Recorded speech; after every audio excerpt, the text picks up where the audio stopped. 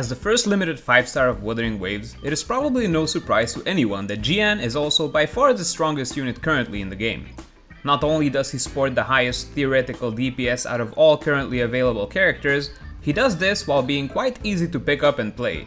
That said, if you want to take your Jiyan to the next level and maximize your enjoyment while playing him, then this guide is for you. First, we will quickly go over some basics such as his best echoes and echo sets, his weapon choices, and also the priority at which he should level his fortes. And once all the boring stuff is out of the way, we will get into more advanced stuff, such as his advanced combos, including punish combos, combos for bigger DPS windows, how to group enemies with his resonance liberation, why and how he is easily the best character at parrying enemy bosses, as well as some recovery cancel tech. After we covered all that, we will take a look at his current best in slot team comp, including his optimal DPS rotation. But that's enough yapping, let's get into the basics with echoes and echo sets. His best in slot echo set for reaching his theoretical damage ceiling is going to be the 5-piece Sierra Gale set, using a 4-3-3-1-1 echo setup. With this setup, your active echo should be the Feilian Beringal. This particular echo is pretty much tailor-made for Jiyan, since his attacks during Resonance Liberation count as heavy attack damage, and after you land this echo's follow-up attack, you get both a heavy attack as well as an aero damage boost. As far as your echo main stats go, try to aim for crit damage, or if you are planning on getting his signature weapon, a crit rate Feilian Beringal. Once you have that, try to get aero damage bonus on your 3-cost echoes and attack percentage on your 1-cost echoes. While you are farming for the 5-piece of this set, or if you want to play a quicker paced Jiyan while sacrificing a bit of your ceiling DPS, you can use a 2-piece plus 2-piece echo setup, combining Sierra Gale and Lingering Tunes, while using the Mech Abomination as your active echo. While your overall damage output will be lower, this active echo is extremely quick to use since it is a summon echo, and can quickly be weaved in between any 2 moves during your combos, making it way easier to have a consistent buff uptime, while also making it easier to get 5 fitting echoes with good main stats and substats. If anything, just use this while you are farming for the 5-piece Sierra Gale. As a side note, I'm actually a big fan of using Lingering Echo's 2-piece, mostly because this early on in the game's life, it is very hard to build multiple full 5-piece echo sets, so only needing to build up 2 pieces of your particular DPS character's optimal elemental echo set, while being able to swap around the 2-piece Lingering Tunes across all your DPSs is a massive resource save. But anyhow, that about covers everything regarding his echoes and echo sets. Now let's move on to his weapons.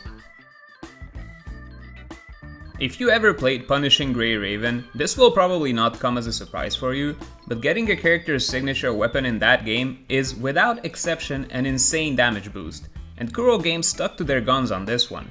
Jiyan's signature weapon is so far ahead of every other option. If you like Jiyan's playstyle so much that you think you will want to main him, I really think it's a good idea to try and get it.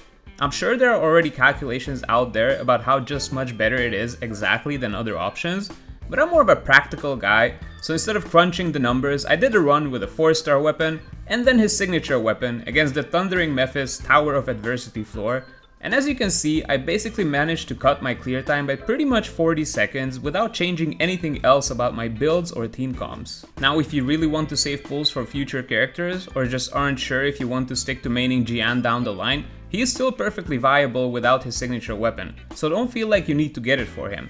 Even without it, he is still more than capable of clearing any content in the game that's actually reasonable to clear with the currently available Union level limit. His next best option is going to be the Autumn Trace, which is the Battle Pass Broadblade, which is sadly not an option for completely free-to-play players. And then, Lustrous Razor is also a good choice. This one you can get from the weapon box that we will unlock at Union level 45. Or, if you got lucky with your gacha pulls like I did, you might have a Helios Cleaver, which is also a great option. If you don't have any of these, or aren't planning on getting them, then you could run either the Dauntless Evernight, which can be found for free by the way. If you don't know where it is, you can check it out by clicking on this video over in the corner, or just any 3-star Broadblade. Out of those, if you have enough energy regen, then go for the one that gives you attack percentage, and if you don't, then I would suggest to get the energy regen one, since Resonance Liberation is a very big part of Jiyan's kit. Well, that's all there is about his weapons, so let's move on to his fortes. For Jiyan's forte, raising his Resonance Liberation first is going to be your priority, followed by Resonance skill, then Forte Circuit, Intro skill, and last but not least, Basic attack. If you want to play Jiyan solo, or if you don't have enough energy regen substats to get a consistent Resonance Liberation after your intro skill every rotation, then Basic attack will take a higher priority compared to Intro skill or Forte Circuit, so do keep that in mind. Anyhow, that's about it for all the boring basic stuff. Now let's jump into the more advanced stuff, starting with his combos. Despite being a Broadblade user, Jiyan's basic attacks are extremely fast, and he also sports a lot of multi-hit attacks in his arsenal. The third part of his basic attack, both versions of his heavy attack, his Resonance Liberation heavy attacks, as well as his Resonance skill, are all very easy to access multi-hit attacks, which is what makes him such an excellent option when it comes to parrying boss enemies.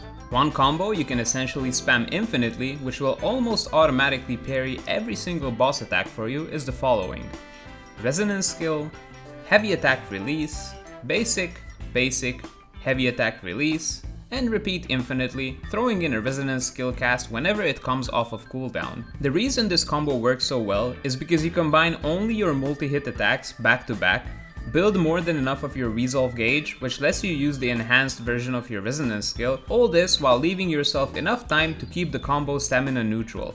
This basically means you can quite literally keep doing this combo infinitely, and you will never run out of stamina and always have enough resolve to use the enhanced versions of your skill or Resonance Liberation. Of course, if the boss does an attack that is not parryable and you have to dodge it, you can weave dodges in between, after which you can do a dodge counter cancelled into Resonance skill. After which, you can return to your scheduled programming of using your auto parry combo. While you're in Resonance Liberation form, your attacks work in an interesting way. Both basic and heavy attack, as well as your dodge counter, will be replaced with the enhanced heavy attacks, which actually acts as a summon. First of all, this means that both pressing or holding the attack button will give you the same exact sequence of attacks, so do whichever feels more comfortable. And secondly, you can dodge or jump cancel, or cast your echo skill, and your enhanced heavy attack will not be interrupted. It will just keep following you around in an AoE.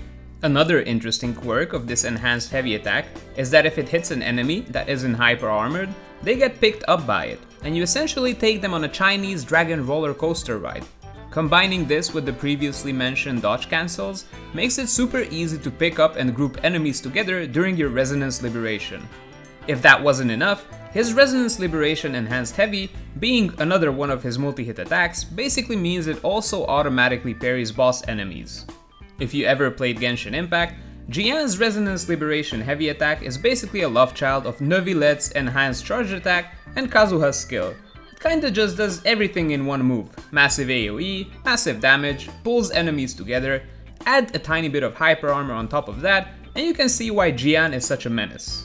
So having gone over his auto parry combos, his typical punish combo, as well as the multiple uses of his Resonance Liberation Enhanced Heavy attack, let's take a look at his team comps, as well as his optimal DPS rotation when the enemy has a big opening for you to wail on them, be it because of a broken stamina bar or just a particular boss phase where they don't really do much. Do note that when I talk about bosses not really doing much, this also applies to pretty much every Tower of Adversity floor. The enemy boss AI in there isn't as aggressive or lethal as that of hologram bosses from difficulty 3 onwards, which means if all you want to do is get your crest from the tower, then this next rotation is all you will need to learn. However, if you keep trying to force this one combo while fighting hologram bosses, you'll be in for a rude awakening and a lot of retries. You can of course stick to the same rotation, but do note that you will end up losing a lot of DPS if you try to force a rotation when the enemy keeps jumping or flying or teleporting away from your hits. If you know a big opening is coming up, that's when you should get started on this rotation. Until then, I suggest you stick to using the previously discussed combos with Jiyan, weaving in dodge counters whenever applicable. Anyhow, with that little caveat out of the way, let's take a look at Jiyan's best team comps as well as his optimal DPS rotations for big punish windows. As of now, Jiyan's best in slot team comp is going to be Mortefi as your sub DPS and Verena as your support. You can substitute Alto instead of Mortefi, and if you don't have Verena, you can also use Baiji as your support. As for your max DPS combo, you ideally want to get at least around 130% energy regen, so that you can comfortably use your Resonance Liberation every single rotation. As for the combo itself, it looks something like this. We start out with Verina's Resonance Liberation, then Echo skill, then Resonance skill. Then we use jump attacks into jump heavy until our concerto bar is full, at which point we quick swap over to Mortefi. Then we use his Resonance Liberation, Echo skill, enhanced Resonance skill, regular Resonance skill, and then we do our best impression of the Frank Reynolds beam until our concerto bar is full again, at which point we quick swap over to Jiyan. On Jiyan, we start out with a plunge attack and then we use Echo skill, and then follow up with your Resonance Liberation, after which you want to hold or spam your enhanced heavy attack while weaving in Resonance skill casts whenever it comes off cooldown. After your Resonance Liberation ends, then cancel it into a heavy attack, and cancel this heavy attack by quick swapping over to Verina, at which point you can start your rotation all over again. If after your intro skill any of your characters don't have enough Resonance Liberation energy to actually use it, don't panic, just skip that part of the combo and you'll have it ready for the next rotation.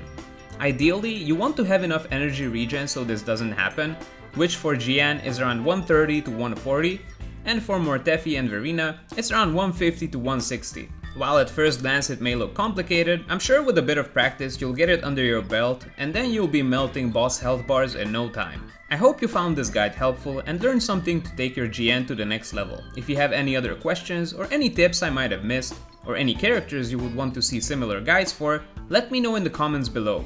If you enjoyed the video, please drop a like and subscribe to the channel. Or if you didn't, then leave a dislike.